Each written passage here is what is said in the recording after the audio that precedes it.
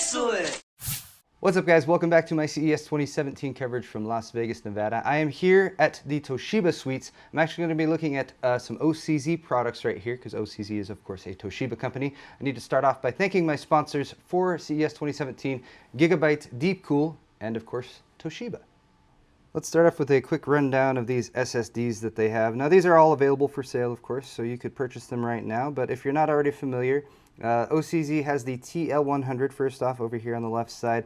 This is a SATA 6 gigabit per second drive, 2.5 inch, available in 120 and 240 gig capacities. Sequential reads and writes up in the 550 and 530 megabytes per second range. 85,000 and 80,000 IOPS respectively for random reads and random writes. So this is going to be a solid all-around drive for you guys. If you're on a little bit more of a budget, you could probably get this for a little bit better price.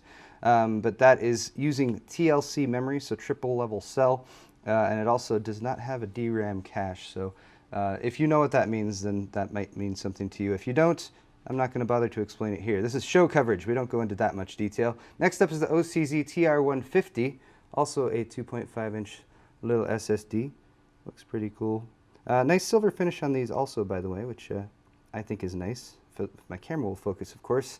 So it should blend in with the system. Some blue accents on there as well. And I like the OCZ design. I think they do a good job with that. The TR150 is, of course, also SATA 6 gigabit per second, 120, 240, 480, and 960 gigabyte capacities, 550 megabytes per second, and 530 megabytes per second reads and writes, and up to 90,000 IOPS reads, 64,000 IOPS writes, and that one is sort of a step up from the TL100 to the TR150. This one is getting into the high end, at least when it comes to the SATA drives. This is the OCZ VX500 series, which has a little bit more, I don't want to say aggressive design here. It's got a little bit of a texture there on the actual finish for the housing. And then of course, well, usually there's a label on the back with the specs and stuff, but that's all right. The specs are right here. This is again, of course, 6 gigabit per second drive, so it is going to be slightly limited by the SATA bus. This is using MLC NAND flash memory, so 2 bits per cell, which is considered by some to be a little bit higher end than the TLC stuff. It can be faster in some situations and possibly have more endurance, but you do get 550 megabytes per second reads, 515 megabytes per second writes, 92,000 IOPS on the reads, and 65,000 IOPS on the writes, at least if you're doing 4K stuff, of course. But then we have this guy over here, which is my favorite, at least of this bunch, because it's an NVMe M.2 SSD. So this is the RD400, and it comes not just with the M.2 SSD itself, but also with a very convenient riser card, so PCI Express. You can just plug it in there to one of your PCIe expansion slots, provided you haven't done a two-way SLI configuration or something and you don't have enough slots ready to go.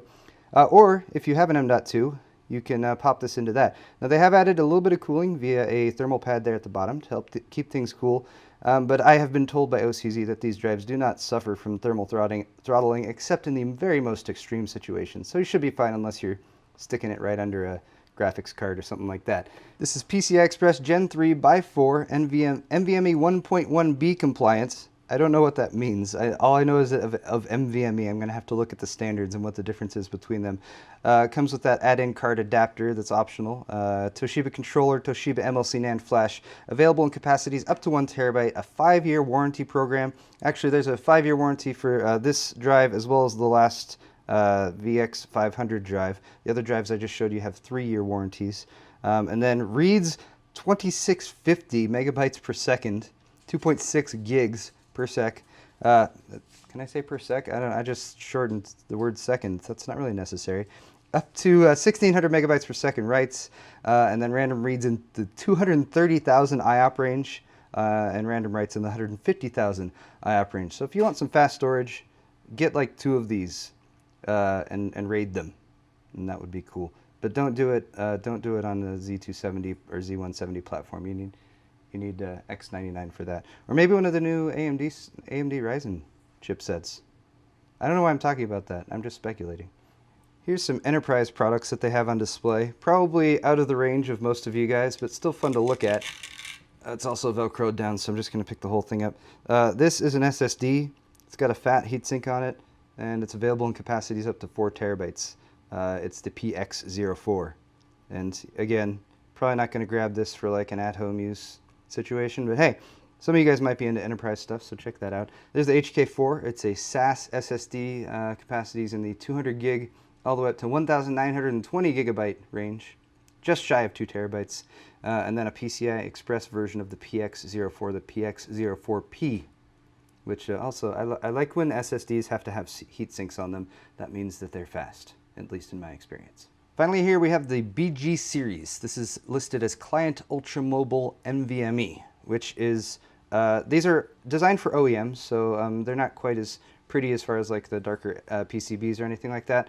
But you have this chip that's been integrated on onto this M.2, which is an M.2 2230, which is the shortest M.2 drive that I've ever seen.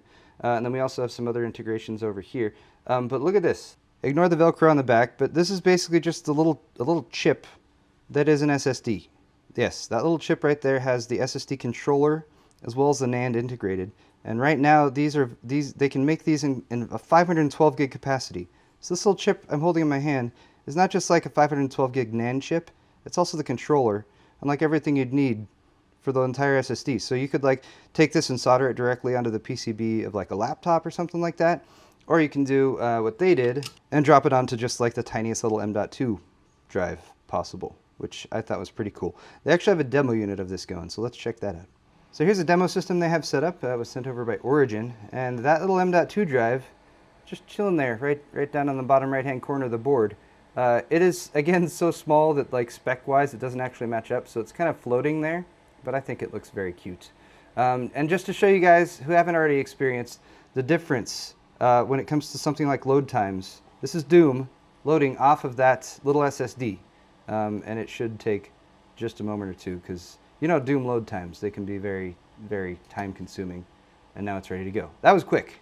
If you guys have ever tried to load Doom off of like a hard drive or even like a slower SSD, it can take forever.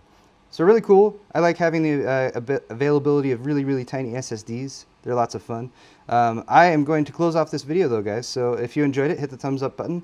Of course, thanks again to my sponsors, Gigabyte, as well as OCZ Toshiba, as well as Deepcool. Thanks for watching again, guys. Hit the thumbs up button, and we'll see you next time.